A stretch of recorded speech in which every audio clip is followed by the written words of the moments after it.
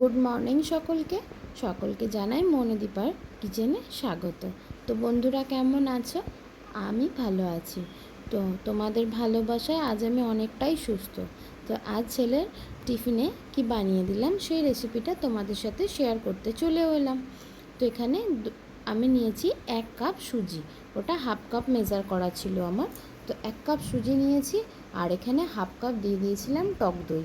দিয়ে সুজি আর টক দইটা ভালো করে মিশিয়ে নিয়ে একটু নুন দিয়ে দিয়েছি তার মধ্যে, দিয়ে আমি 10 মিনিট মতন ওটা চাপা রেখে দিয়েছিলাম, মানে ঢেকে রেস্টে রেখেছি। আর এখানে নিয়েছি একটা বিটরুট। তো বিটটাকে হাফ করে নিয়ে ভালো করে আমি খোসাগুলোকে ছাড়িয়ে নেওয়ার পর ছোট ছোট করে টুকরো করে নিয়ে একটা মিক্সিং বোলে দিয়ে ভালো করে ওটার একটা স্মুথ পেস্ট বানিয়ে নিয়েছি।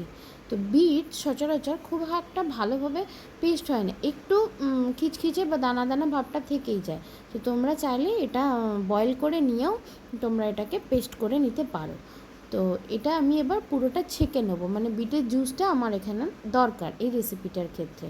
তো এখানে বিটটা আমি ভালো করে ছেঁকনির সাহায্যে ছেঁকে নেবো, দিয়ে জুসটা বেরোবে, সেই জুসটা দিয়ে দই দিয়ে যে সুজিটা আমার মাখা ছিল সেখানে আমি ভালো করে মাখিয়ে রেখে দেবো আরও 5 থেকে 10 মিনিট মতন। তো দেখো আমার মানে সুজিটা পুরো ভিজে গেছে, কিন্তু যে থকথকে ভাবটা সেটা হয়নি। তো আমি আরও খানিকটা বিটের রস বার করে রেখেছিলাম, বিটের জুসটা, তো সেটা দিয়ে একটা বেশ ঘন থকথকে ব্যাটার আমি বানিয়ে নিচ্ছি।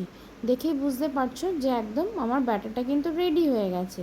আজ আমি বানাবো এটা কালারফুল, মানে বিট দিয়ে তোমার ইডলি। আজ ছেলের টিফিনে যাচ্ছে হেলদি একটা ইডলি। আর একটু মিষ্টি স্বাদের জন্য দিয়ে দিয়েছিলাম নারকেল। এটা বাজারে কিনতে পাওয়া যায়, তো তোমরা কিনেই নিতে পারো। আর যদি ঘরে থেকে থাকে টাটকা নারকেল, তাহলে ওটা গ্রেট করে একটু দিয়ে দিতে পারো। তো আমার ট্রেতে একদম সাজানো হয়ে গেছে, ট্রেটা আগে একটু অয়েল ব্রাশ করে নিয়েছিলাম। তো দুটো ট্রে আমার একদম রেডি। এখানে আমি জলটা ভাপে মানে রেখে দিয়েছিলাম স্টিম হতে। তো জল আমার স্টিম হয়ে গেছে, এখানে আমি ট্রেগুলো দিয়ে দিয়েছিলাম। তো দেখো আমার এখানে কিন্তু ইডলি একদম রেডি হয়ে গেছে। আমার খুব বেশি টাইম লাগেনি, 6 থেকে 7 মিনিটের মধ্যেই ইডলিটা আমার রেডি। তো দেখো কত সুন্দর, একদম দেখেছো গা থেকে ছেড়ে যাচ্ছে, মানে যে ট্রেটাতে আমি বানিয়েছি তার গায়ে কিন্তু লেগে নেই। আর কতটা স্পঞ্জি হয়েছে বুঝতেই পারছো।